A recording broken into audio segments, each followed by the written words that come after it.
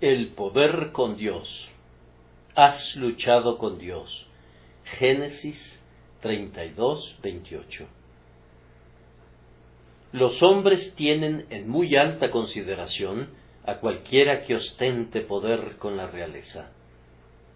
Si yo dijera en relación a cualquier persona aquí presente, ese individuo tiene gran poder con la reina, muchísimos de ustedes se voltearían de inmediato para ver a esa persona. Quien tiene un gran poder con algún príncipe terrenal, puede estar seguro de que tendrá muchos aduladores a su alrededor que le rendirán homenaje por causa del beneficio que esperarían obtener a través de su mediación. Pero, queridos amigos, qué mayor honor es todavía tener poder con el Rey de Reyes. El poder con los hombres podría ser algo malo, pero qué bendición proviene del poder con Dios. Cómo ennoblece el alma del hombre que lo posee. Este hombre, Jacob, que tiene poder con Dios, es llamado Israel, un príncipe, pues lo es. Solo que los príncipes no tienen una dignidad como la suya, a menos que tengan también poder con Dios, pues es un príncipe de Dios. ¡Qué bendición tan completa debe ser tener poder con Dios! Pues quien tiene poder con Dios, tiene que tener poder con los hombres. Las criaturas deben someterse allí donde el Creador mismo ha decidido. Si puedes prevalecer con el Maestro, puedes estar seguro de prevalecer también con sus siervos. El hombre que tiene poder con Dios está a salvo. Si Dios es por nosotros, ¿quién contra nosotros? Ningún arma que sea apuntada contra ese hombre puede prosperar, y más bien puede condenar a cada lengua que se alce contra él en juicio, pues teniendo poder con Dios, será capaz de plantar su pie sobre el cuello de sus adversarios y reinar sobre quienes se rebelan contra él. Un hombre así no puede estar necesitado.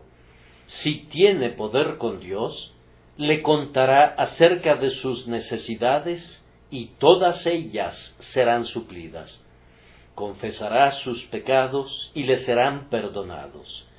Dios tratará bien con el hombre que tiene poder con él. Hay aquí un rango tan amplio de bendición que no debo detenerme para tratarlo más extensamente. Si ustedes tienen poder con Dios, verán que esta es un arma que, como la espada encendida a la puerta del huerto del Edén, se revuelve por todos lados. También podría decir de él lo mismo que dijo David de la espada de Goliat: ninguna como ella, dámela. El lenguaje humano no puede expresar nunca ni la milésima parte del valor del poder con Dios. Quiero que noten, primero, lo que este poder no puede ser: poder con Dios. Casi no necesitan que les diga que este poder no tiene nada de parecido a la fuerza física en oposición a Dios. El poder que es mencionado en nuestro texto es poder con Dios, no poder contra Dios. Ninguna criatura, por poderosa que sea, tiene poder alguno para estar en oposición a la omnipotencia. ¿Quiénes somos nosotros para que nos levantemos alguna vez para oponernos al Altísimo?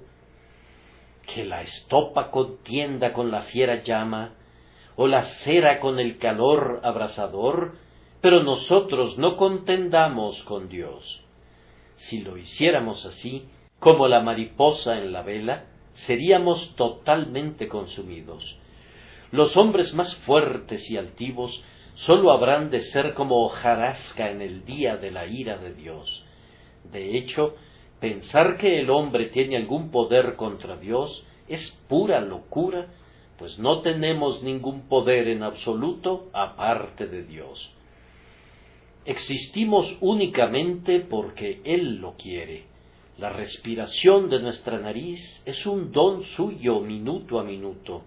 Si Él retirara su mano sustentadora por un solo instante, regresaríamos a la nada de la que provenimos. El hombre no tiene poder contra Dios. Oh pecadores necios que le resisten, renuncien a esa batalla desigual. Los exhorto, delante de Dios, a que calculen el costo de una contienda con su Hacedor antes de comenzarla. Lo mismo da que un tiesto dispute con quien lo moldeó, que ustedes, simples criaturas, contiendan con su Creador.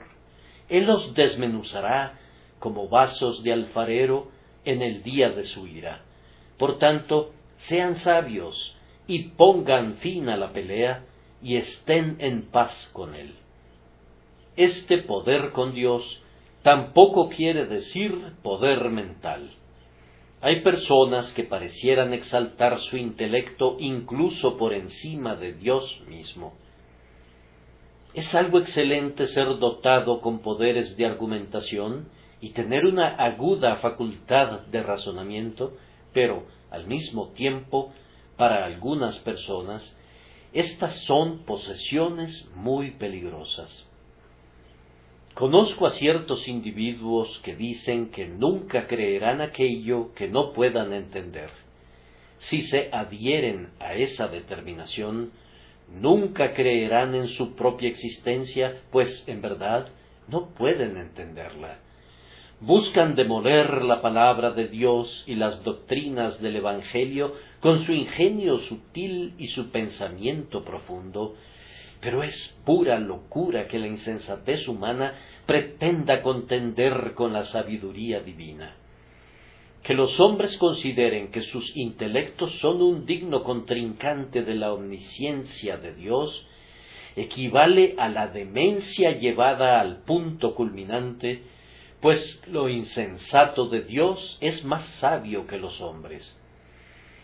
Tanto la sencillez del Evangelio, que es muy sencillo, como la locura de la predicación, que en la consideración de algunas personas es total necedad, obtendrán la victoria, mientras que quienes se imaginan que son sabios, resultarán ser necios.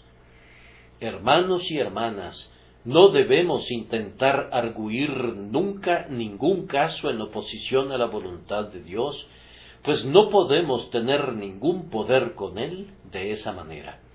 Hemos de someter siempre nuestro juicio a la enseñanza de su palabra y conformar nuestra voluntad a su voluntad.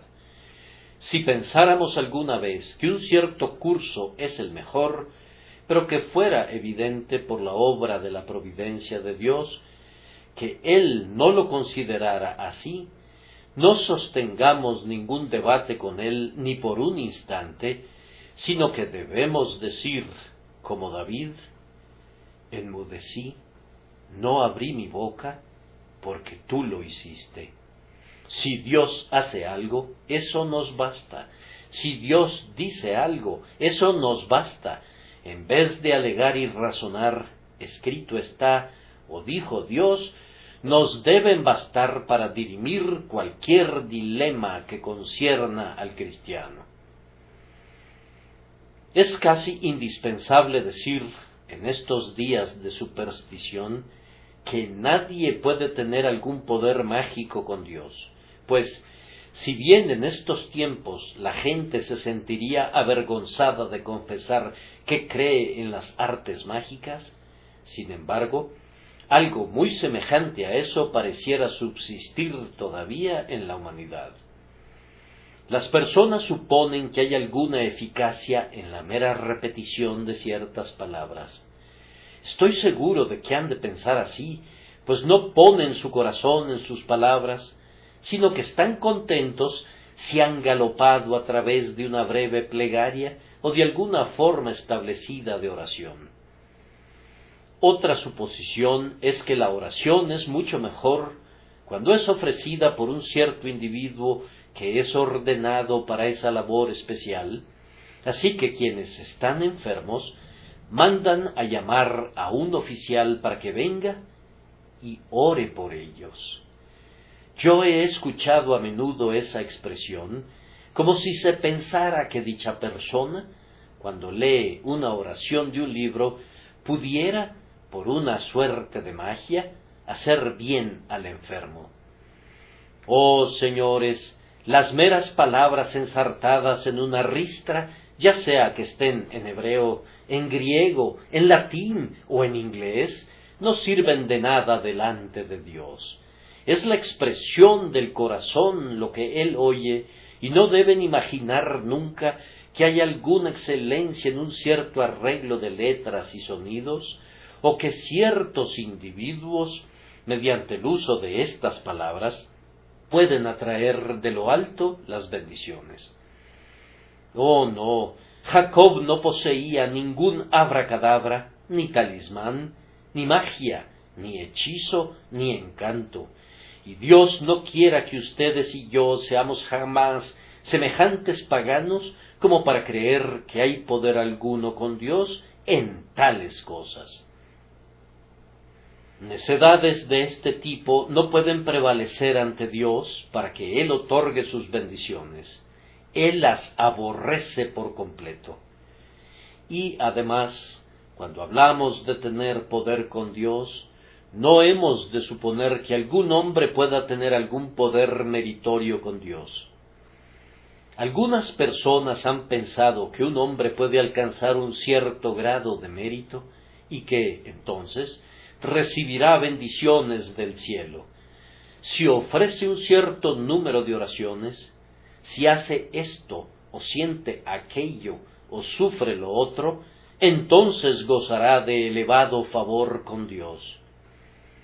Muchos están viviendo bajo este engaño y a su manera están tratando de conseguir poder con Dios por lo que son, o por lo que hacen, o por lo que sufren.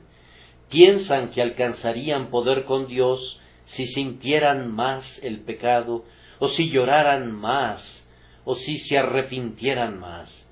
Se trata siempre de algo que tienen que hacer, o de algo que han de generar en sí mismos, que deben traer delante de Dios, para que, cuando Él lo vea, diga: ahora voy a tener misericordia para contigo, y voy a concederte la bendición que imploras. Oh, queridos amigos, todo esto es contrario al espíritu del Evangelio de Jesucristo. Hay mucho más poder con Dios en el humilde reconocimiento de la condición pecaminosa que en un jactancioso reclamo de limpieza.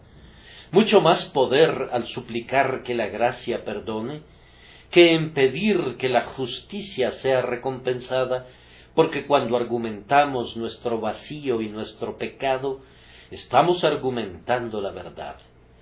Pero cuando hablamos de nuestra bondad y de nuestros actos meritorios, argumentamos una mentira, y las mentiras no pueden tener nunca algún poder en la presencia del Dios de la verdad. Oh, hermanos y hermanas, sacudamos por siempre de nosotros, como sacudiríamos de nuestra mano una víbora, toda idea de que, por alguna bondad nuestra, que incluso el Espíritu de Dios pudiera obrar en nosotros, seamos capaces de merecer algo de las manos de Dios y reclamar algo de la justicia de nuestro Hacedor como un derecho. Ahora, en segundo lugar, investiguemos de dónde procede este poder. Si alguien preguntara, ¿cómo puede tener un hombre poder con Dios? La respuesta es, no es porque el poder esté en él, sino que puede tener poder con Dios debido a algo que está en Dios. Primero, el pueblo de Dios obtiene poder con él por causa del propio carácter de la naturaleza de Dios. Ustedes verán pronto lo que quiero decir. ¿Has visitado alguna vez a una familia sumida en las profundidades de la pobreza, encontrándola con unos cuantos harapos con los que duermen, sin nada en su alacena, con un niño moribundo por falta de alimento, su madre y su padre con semblantes decaídos, y te dicen que en las últimas 48 horas no han comido absolutamente nada, y no sentiste que tuvieron poder sobre ti de tal forma que no pudiste evitar socorrerles. Estoy seguro de que así ha sido si tienes un corazón tierno y eres de un espíritu generoso y misericordioso. El poder que tienen sobre ti no se origina en sus riquezas, sino que es totalmente lo contrario, se origina en su pobreza. Su poder sobre ti no radica en que sean respetables y prósperos, sino que es todo lo contrario, ya que el poder sobre ti radica en que se encuentran sumidos en la abyecta miseria.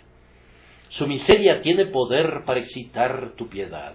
Debido a que los ves en un estado tan triste, tú, que eres un hombre de espíritu compasivo, eres movido de inmediato a tratar de socorrerles. Hay muchos espectáculos de sufrimiento y aflicción en este mundo que incluso un hombre fuerte no puede soportar mirar, especialmente si es incapaz de aliviar a quienes están sumidos en la zozobra. Ahora, si nosotros, siendo malos, reaccionamos ante la contemplación de la miseria humana, ¿cuánto más no es movido a la piedad por la miseria de sus hijos nuestro Padre Celestial, que es todo bondad y ternura y delicadeza y amor? Siempre que ustedes y yo vengamos a Él, es sabio que argumentemos delante de Él nuestra debilidad, para que tenga piedad de nosotros y nos haga fuertes, que argumentemos nuestra pobreza, para que tenga piedad de nosotros y nos enriquezca, que argumentemos nuestra terrible necesidad, para que tenga piedad de nosotros y supla toda nuestra necesidad, nuestro abatimiento, nuestro corazón desfallecido, nuestro espíritu trémulo, nuestra completa nada. De esta manera tendremos poder con Él. Si han acostumbrado visitar al pobre, ustedes saben cómo aquellos que han llegado a ser veteranos en recibir caridades, nunca exponen primero su mejor pierna cuando quieren impresionarte con un debido sentido de su necesidad. Si tuvieran algo en la casa, se cuidarían de que no lo vieras. Si hubiera habido cualquier mejora en sus circunstancias desde que los visitaste la última vez, tendrías que pescar un buen rato antes de descubrirlo. Pero son muy propensos a mostrar el lado negro de su caso, porque su poder radica precisamente en eso, con quienes tienen un corazón generoso. Y así, hermanos, nuestro poder con Dios, cuando acudimos a Él como pecadores, no está en lo que somos, sino en lo que Dios es. Él es amor, es misericordia, es ternura, es delicadeza. Él no quiere la muerte del pecador, sino que se deleite en mostrar su misericordia salvadora y en manifestar la abundancia de su gracia. El cimiento de nuestro poder con Dios debe apoyarse siempre en el amor y la ternura de Dios. Él es susceptible de piedad, sí, Él es la ternura misma. Él es un Dios de compasión y, por tanto, esa es la razón por la que los pobres y débiles hijos de Adán tienen poder con Él. Pero obtenemos una visión adicional de la fuente de la que proviene este poder con Dios cuando llegamos al siguiente punto, es decir, a la promesa de Dios.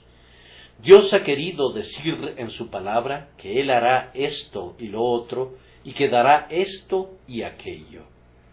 Él era muy libre una vez de hacer lo que quisiera, pero ahora que Dios nos ha dado su promesa, ya no es libre de quebrantarla, y sería inconsistente con sus gloriosos atributos si lo hiciera.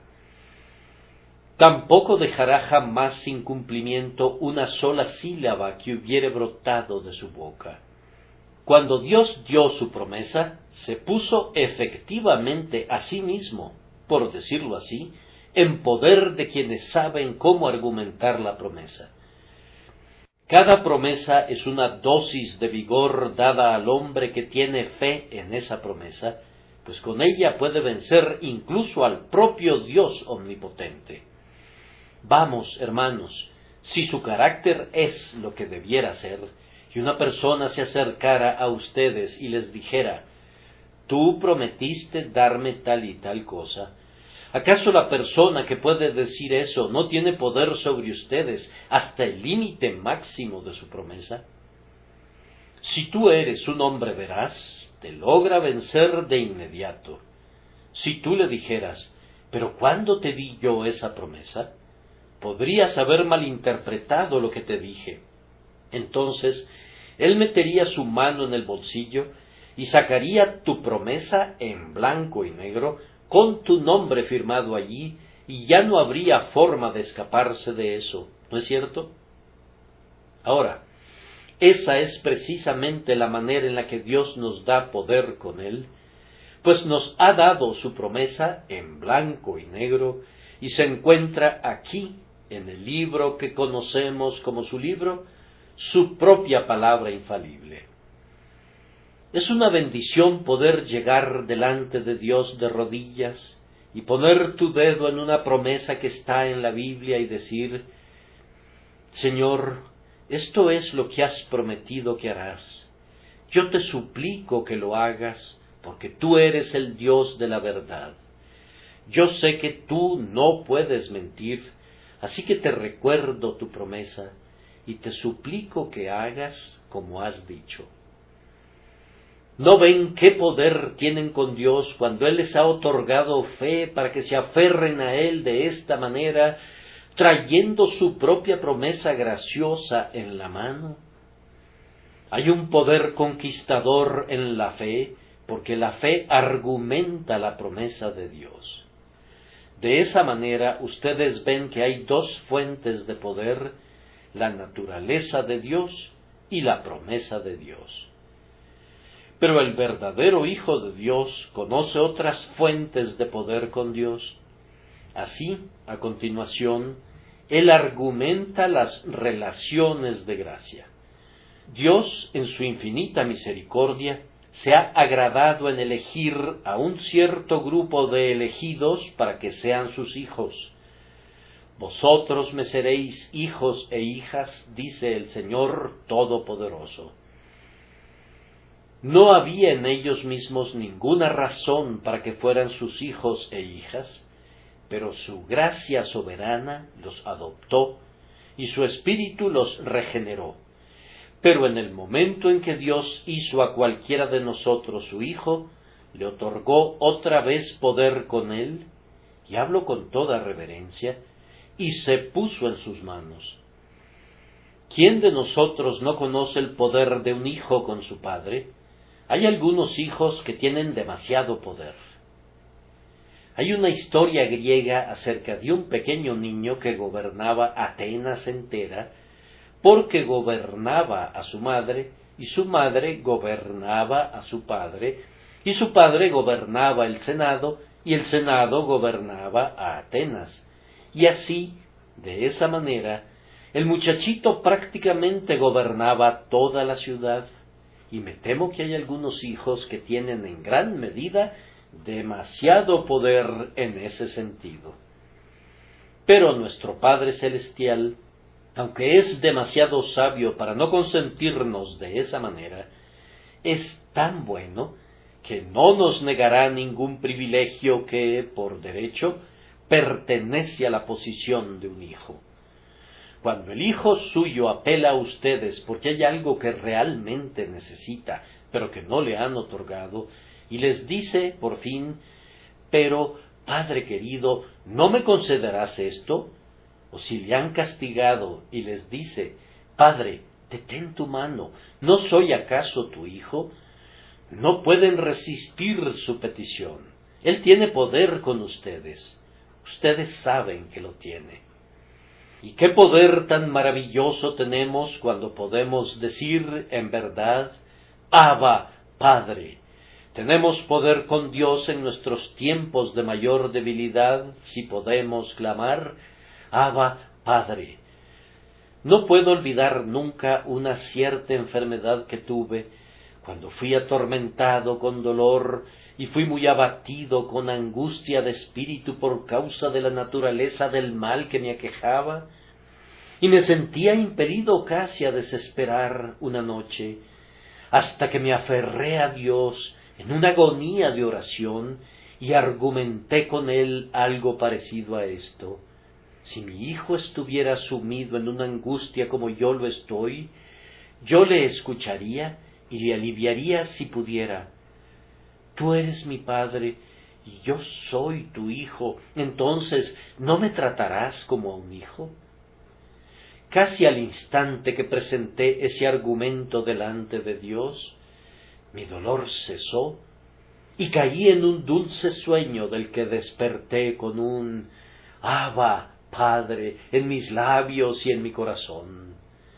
Yo creo que este es un argumento invencible porque cuando Dios se llama a sí mismo Padre, lo dice en serio. Hay algunos padres en este mundo que no actúan para nada como deberían hacerlo los padres. Deberían sentirse avergonzados, pero eso no se dirá nunca de nuestro Padre Celestial. Él es un verdadero Padre y tiene entrañas de compasión para con sus hijos, y no aflige ni lastima voluntariamente a los hijos de los hombres, y cuando sabemos cómo apelar a su paternidad, prevaleceremos con Él. Además, queridos amigos, el poder que tenemos con Dios proviene también de sus acciones pasadas. Miren lo que ha hecho por su propio pueblo. Primero, Él lo escogió. Bien, entonces, como Él lo escogió, no puede desecharlo, porque Él es un Dios inmutable. Como Él hizo su elección, la mantiene. Pablo pregunta, ¿ha desechado Dios a su pueblo? Y él responde a su propia pregunta, ¿no ha desechado Dios a su pueblo, al cual desde antes conoció? Eso es lo que no ha hecho nunca. Luego, además de elegirnos, Él también nos ha redimido, y después de que nos redimió de la destrucción por la sangre de su Hijo, ¿puede permitir que nos perdamos? ¿Podría pagar por nosotros tal precio y, sin embargo, desentenderse de guardarnos hasta el fin? Eso no puede ser. Cuando entregó a su Hijo como recompensa por nosotros, en verdad, se puso en nuestras manos, pues el que no escatimó ni a su propio Hijo, sino que lo entregó por todos nosotros, ¿cómo no nos dará también con Él todas las cosas? Basta que sepas que Dios entregó a su Hijo por ti, querido amigo, que sepas que Jesucristo es tuyo, y entonces la lógica de tu oración es bastante clara y bastante potente cuando dices, ¿qué podrías negarme, oh Padre mío? Tú me has dado a tu Hijo, entonces, por su sangre y heridas, por su vida y muerte, y por la gloria de la resurrección, concede a mi espíritu la gracia que necesita, puesto que tú me has dado a Jesucristo. ¿No ven, queridos hermanos y hermanas en Cristo, que cada misericordia que Dios les ha otorgado les da poder sobre Él? Por eso, ustedes cantan con John Newton, su amor en tiempos pasados me prohíbe pensar que me abandonará al final para que me hunda en la tribulación. Cada dulce Ebenezer al que paso revista confirma su disposición de ayudarme por completo. Si ha hecho tanto por nosotros, ¿acaso no hará más todavía? ¿Acaso cada bendición que es otorgada por Dios no nos llega con este mensaje de su boca? Vendrán más cosas todavía, y no podemos estar muy seguros de que Él, que nos ha bendecido ahora durante 40 años, o durante 50, 60, 70, y veo a algunos que han sumado 80 años y que han tenido la bendición de Dios todo el tiempo. Entonces, ¿acaso no se ha comprometido y obligado por todos estos años de favor y misericordia a bendecirles incluso hasta el final? Ciertamente así es. Ahora noten, en tercer lugar, cómo puede ser ejercido este poder con Dios por los cristianos. ¿Qué forma toma el poder con Dios? Por supuesto que toma la forma de la oración. Los cristianos ejercen el poder que tienen con Dios cuando se acercan a Él para pedir bendiciones para ellos y para otros. Pero no todo el que ora tiene poder con Dios o sabe cómo usar el poder que realmente existe. ¿Cuál es la gente que tiene realmente poder con Dios? Les diré. Primero, este poder es ejercido por quienes son profundamente sensibles de su propia debilidad. Nadie que piense que es fuerte tiene poder con Dios, excepto en el sentido en el que Pablo escribió: cuando soy débil, entonces soy fuerte.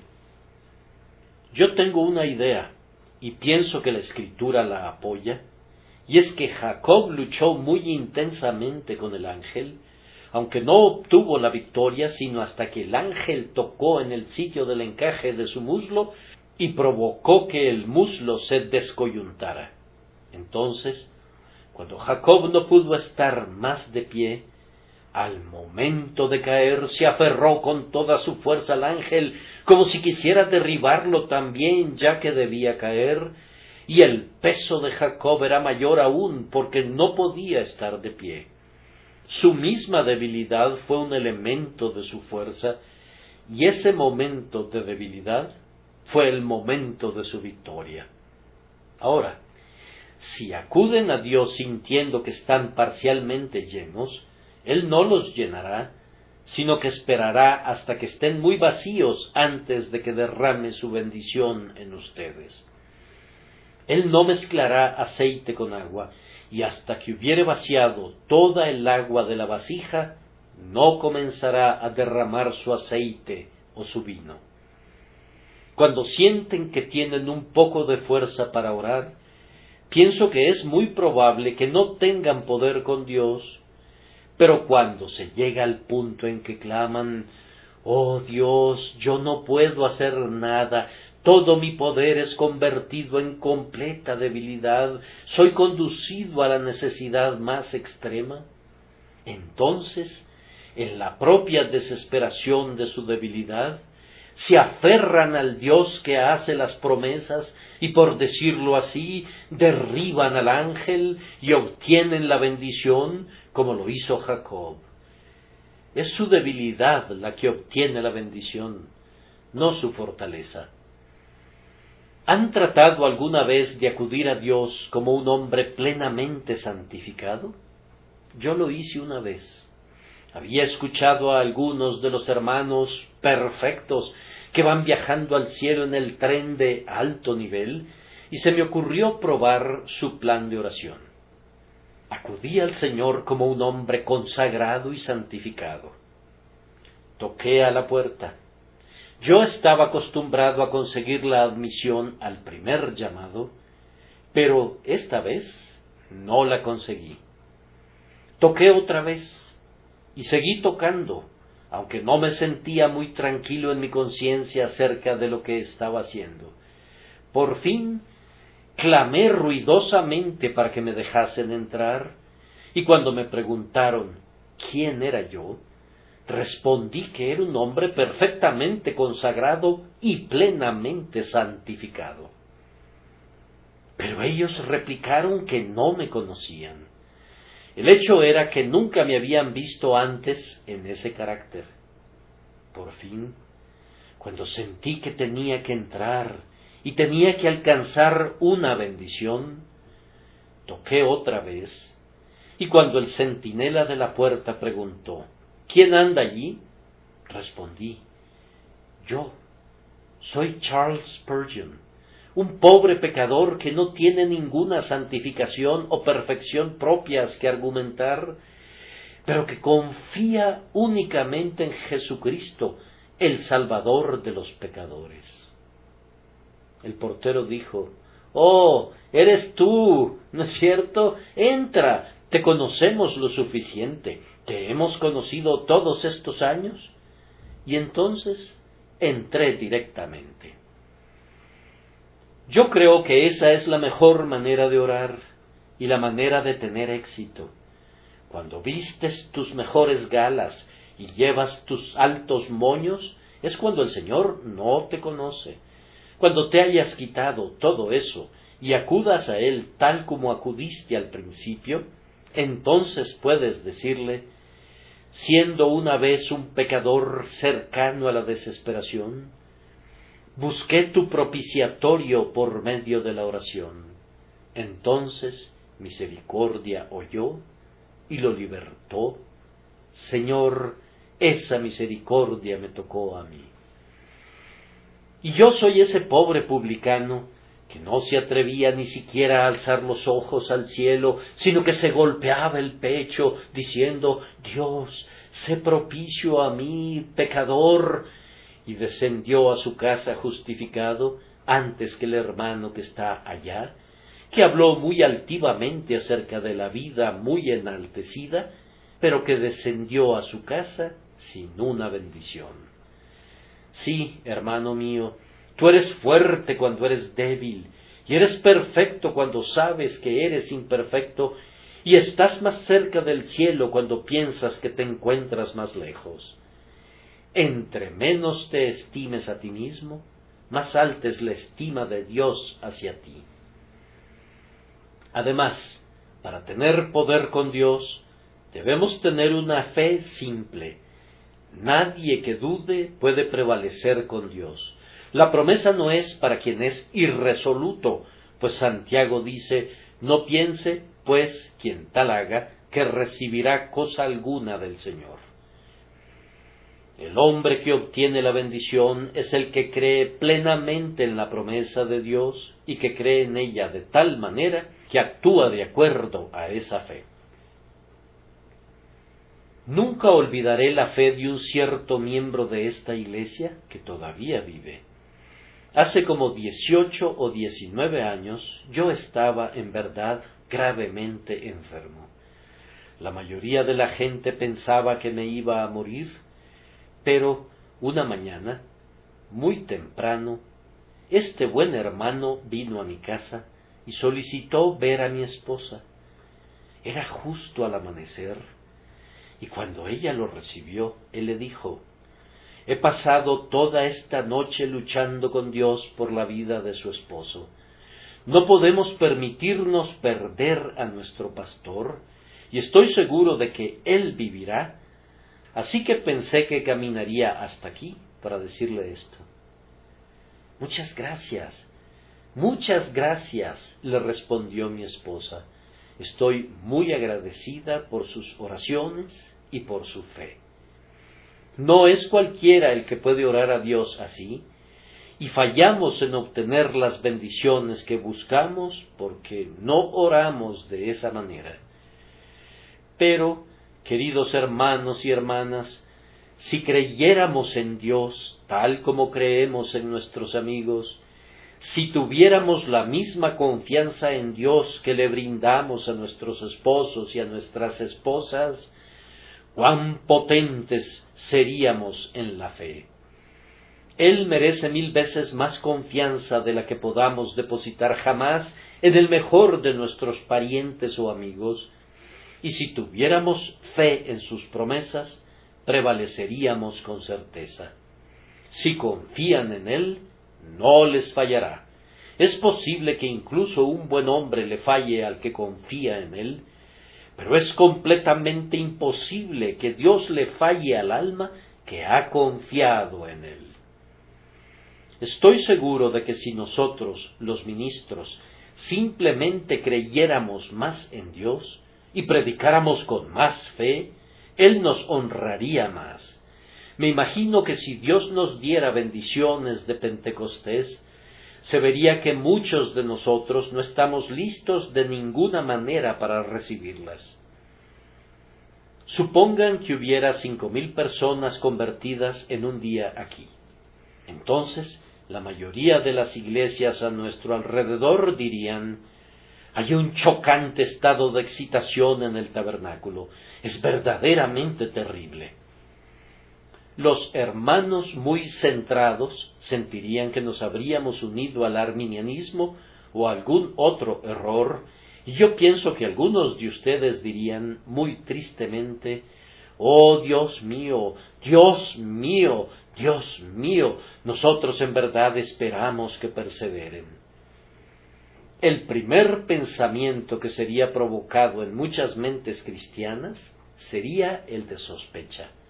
Estoy seguro de que si reportáramos que en cualquier lugar de Inglaterra 3,000 personas fueron conducidas a conocer al Señor en un día, no habría un cristiano en un grupo de 10 que creyera que tal cosa fuera posible, y no habría uno entre 100 que pensara que fuera verdad. Y nosotros, los ministros, pensaríamos de manera bastante parecida. Yo me encontraba predicando en Bedford y oraba para que Dios bendijera el sermón y me diera por lo menos algunas cuantas almas esa tarde. Cuando hube terminado, estaba allí un viejo hermano wesleyano que me propinó una buena reprimenda, más que merecida. Él me dijo: yo no dije amén cuando tú pedías por la conversión de unas cuantas almas, pues pensé que estabas limitando al Santo de Israel. ¿Por qué no oraste con todo tu corazón para que fueran salvos todos ellos? Yo sí lo hice, agregó, y esa es la razón por la que no dije amén a tu mezquina oración. Con frecuencia se da el caso que nosotros, los predicadores, no honramos a Dios, pues no creemos que Él dará grandes bendiciones, y por tanto, Él no nos honra dándonos esas grandes bendiciones. Pero si nos mantuviéramos adheridos a la verdad y tuviéramos una confianza más firme en que la palabra de Dios no regresará vacía a Él jamás, Él haría cosas muchísimo mayores por nosotros de las que hubiera hecho hasta ahora. A este sentido de nuestra propia debilidad y nuestra plena fe en Dios, debemos agregar la sincera atención a su palabra. Hermano, no puedes esperar que Dios te escuche si tú no quieres escucharle, y cuando le pides a Dios, no debes imaginar que Él te dará lo que le pidas si tú no le das lo que Él te pide. Si un hombre ama el pecado, sus oraciones no pueden prosperar con el Dios de santidad. Cuando Dios le dice a un hombre: debes hacer tal y tal cosa, y el hombre responde: yo no voy a hacerlo, la siguiente vez que acuda a Dios en oración, es muy probable que el Señor le diga: como tú no hiciste como yo deseaba, yo no haré como tú deseas. La tolerancia de cualquier pecado conocido nos priva del poder con Dios, y el descuido de cualquier deber conocido impide al hombre que tenga éxito cuando está de rodillas. Si quieres prevalecer con Dios, has de tener una conciencia sin ofensa. Deben acudir delante del Señor confesando su pecado y diciendo: oh Señor, ayúdame a hacer tu voluntad en todas las cosas. Estoy perfectamente dispuesto a hacerlo, y deseo ser tu siervo leal y obediente en todas las cosas. Si hicieran eso, descubrirían que cualquier cosa que pidieran con fe en la oración, la recibirían. En adición a todo lo que he dicho, el hombre que ha de prevalecer con Dios debe ser un hombre que es terriblemente decidido. ¡Qué hombre tan decidido fue Jacob en aquella noche de lucha! ¡Qué grandiosa expresión fue aquella! No te dejaré si no me bendices. Por decirlo así, las oraciones frías, en efecto, le piden a Dios que no las escuche. Cuando oran por alguna cosa, si no presentan su petición con sinceridad y fervor, no pueden esperar que el Señor los escuche. Algunas personas, cuando oran, se asemejan a los niñitos de las calles que tocan al pasar una puerta y se escabullen.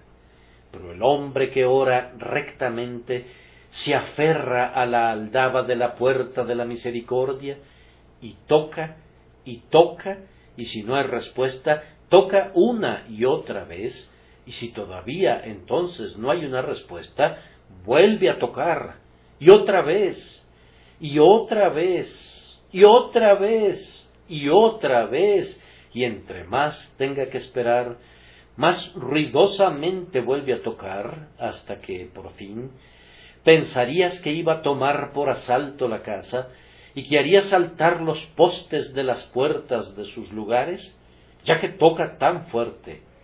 Ese es el tipo de hombre que tiene éxito con Dios, el hombre que no deja ir al Señor mientras no lo bendiga. Las oraciones de John Knox hicieron descender sobre Escocia muchas copiosas bendiciones, porque eran las oraciones de un hombre cuyo corazón estaba encendido con sagrada decisión y que oraba con toda su alma y espíritu. Nuestro propio Señor Jesús dijo: el reino de los cielos sufre violencia y los violentos lo arrebatan. A todos estos requisitos para el poder con Dios hemos de agregar la santa importunidad. Luchar no es sólo asir a un hombre para luego dejarle ir. Me pregunto cómo asió Jacob a aquel hombre que luchó con él hasta que rayaba el alba. Les garantizo que lo aferraba con firmeza, y me parece que algunas veces se trataba de trabajo de las piernas, y luego de trabajo con el brazo, y luego de trabajo con la cintura, pues cuando los hombres luchan con firme decisión, todos sus nervios y músculos y huesos y todos los miembros del cuerpo son ejercitados. Eso debe de haber sucedido con Jacob aquella noche, que se mantuvo aferrando firmemente al ángel y diciendo en su alma, si no es que con sus labios: tengo la intención de quedarme contigo toda la noche y luchar hasta que raye el alba. Y por tanto, la bendición le fue dada porque prosiguió esforzándose por conseguirla. Hay algunas misericordias que no serán otorgadas nunca, excepto como respuesta a la oración perseverante e importuna. Oh hermano, oh hermana, si sabes cómo conseguir argumentando, tú eres quien tiene poder con Dios. Serás llamado Israel si puedes pasar la noche entera en una importunidad creyente, humilde, determinada y resuelta. La bendición debe venir si sientes que no puedes prescindir de ella, porque quieres que te sea otorgada para la gloria de Dios. Y, queridos amigos, hay gran poder con Dios cuando en la oración importuna llegamos al final a un ruego lloroso. En Oseas 12:4, el profeta nos informa que Jacob venció al ángel y prevaleció, lloró y le rogó. Moisés no nos dice eso en el libro de Génesis, pero Oseas tenía también la inspiración del Espíritu Santo y nos da esta interesante descripción sobre la lucha de Jacob, que lloró. Me parece ver al patriarca cubierto de sudor por causa de sus grandes esfuerzos en la lucha, pero en adición a eso, su corazón está quebrantándose en su interior, y él está suspirando y clamando todo ese tiempo, y las ardientes lágrimas están cayendo en la mano del ángel, y pienso que fueron las lágrimas las que finalmente obtuvieron la victoria.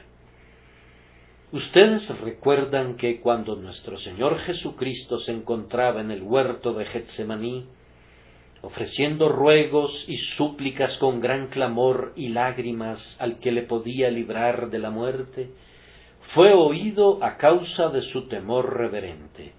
Y el hombre que sabe cómo llorar, si no con un llanto, sí con lágrimas espirituales, el hombre cuya alma se ve incitada a una apasionada agonía de deseo, es el hombre que tiene poder con Dios. Si tuviéramos miembros de ese tipo en esta iglesia, yo creo que contamos con muchos miembros que realmente lloran por las almas de los pecadores. Son los hombres y mujeres que harán descender la bendición en respuesta a sus oraciones y lágrimas. Hermanos y hermanas, si tienen el hábito de llorar por sus hijos inconversos y en sus súplicas a Dios por su salvación tienen la costumbre de llorar a menos que venga la bendición, pueden tener la seguridad de obtener la bendición tarde o temprano. Ustedes son precisamente la fuerza de la Iglesia, son los salvavidas de la Iglesia, y Dios otorgará con certeza innumerables bendiciones en respuesta a esas oraciones y lágrimas suyas. Que tengamos muchos miembros con ese perfil, pues son gente que tiene poder con Dios. Concluyo notando brevemente qué uso se le puede dar a este poder. Siempre que es otorgado este poder con Dios, atraerá muchas bendiciones de lo alto sobre la persona que lo posee y también la convertirá en instrumento de gran bendición para los demás. Mi tiempo casi se ha agotado, así que solo voy a reflexionar sobre el segundo punto. Abraham era un hombre que tenía poder con Dios, pero por allá estaba Lot viviendo en Sodoma, justo como muchísimos cristianos profesantes lo están haciendo hoy día. Espero que sean pueblo de Dios, pero no puedo entenderlos. Les gustan las diversiones mundanas y gozan con la conversación mundana. Son como Lot en Sodoma. Me pregunto cómo pueden soportar esa atmósfera asquerosa en la que viven. A menudo he repetido que la gracia de Dios puede vivir donde yo no puedo vivir. Hay algunas personas con las que no me gustaría convivir, y sin embargo, confío que la gracia de Dios está en ellas, al menos así lo espero, y no debo juzgarlas. Pero, queridos hermanos, si alguna vez esa parte de la iglesia que es como Lot en Sodoma obtiene una bendición, tiene que ser por medio de ustedes, que son como Abraham y tienen poder con Dios. Oren por sus pobres hermanos inconsistentes, supliquen al Señor que les impida adentrarse más en el camino del pecado. Pídanle al Señor que no sean destruidos con Sodoma en el día de su venganza. Y el Señor los escuchará y sacará a Lot de Sodoma a salvo, aunque pudiera ser que Lot tenga que perder todo lo que posee y perder a su esposa también antes de que salga. Ustedes lo sacarán si saben cómo orar por él. Moisés era otro hombre que tenía poder con Dios.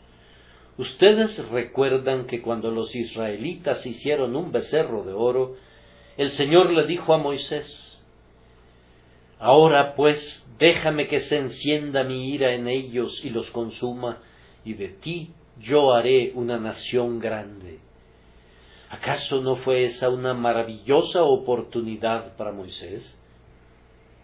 Él habría de ser constituido en una gran nación y todo el resto de la gente debía ser destruida. Pero ustedes recuerdan cómo argumentó Moisés con el Señor, y no argumentó en vano. El Señor le dijo: «Ahora pues, déjame que se encienda mi ira en ellos y los consuma». Pero pareciera que Moisés se levantó y asió la mano de Dios en la que sostenía su vara de venganza, y por fin el Señor le dijo que perdonaría a la nación y la guardaría en respuesta a la súplica de Moisés, el hombre que tenía poder con Dios. Y estaba también Aarón, cuando la plaga estalló entre el pueblo que había murmurado contra él y contra Moisés, y miles de personas estaban siendo eliminadas. Al mandato de Moisés, tomó un incensario y lo llenó de carbones hirvientes y de incienso, y corrió hasta el centro de la congregación, justo allí donde la ola de la muerte había sobrevenido, y se puso entre los muertos y los vivos, y cesó la mortandad, pues Aarón, el sumo sacerdote, con su incensario, tenía poder con Dios. El Señor Jesucristo, el grandioso antitipo de Aarón, está ejerciendo continuamente este poder en favor de su pueblo, y también ayuda a algunos de sus siervos a hacer la misma obra, por ejemplo, a Martín Lutero.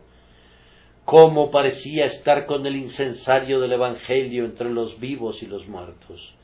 Y en otros tiempos tenebrosos y otras edades peligrosas, Dios ha levantado a muchos siervos eminentes a quienes les ha dado el mismo incensario del Evangelio, que exhala un dulce olor de Cristo, conforme lo mecen también de un lado al otro, colocados entre los vivos y los muertos. Oh, que Dios concediera poder a muchos de ustedes, queridos hermanos y hermanas en Cristo, en formas parecidas a estas. Recuerden el poder que tuvieron los primeros cristianos con Dios para sacar de la prisión a Pedro. Si ustedes tienen poder con Dios, es un motor que pueden encender de todo tipo de maneras para bendición de sus compañeros cristianos y de los pobres pecadores perdidos. Por tanto, los exhorto a que lo busquen y cuando lo obtengan, sosténganlo firmemente y caminen humildemente delante de Dios para que no les quite este poder y para que sean fuertes en el Señor y en el poder de su autoridad por Jesucristo nuestro Señor. Amén.